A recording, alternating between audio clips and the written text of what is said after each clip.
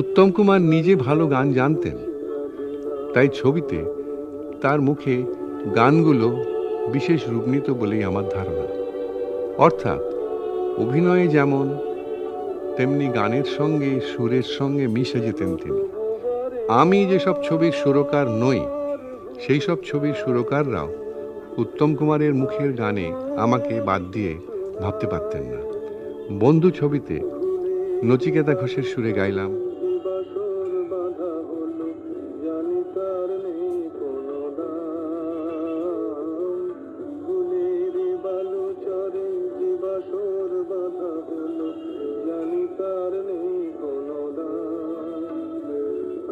সাগরের ঢেউ দিয়ে সব কিছু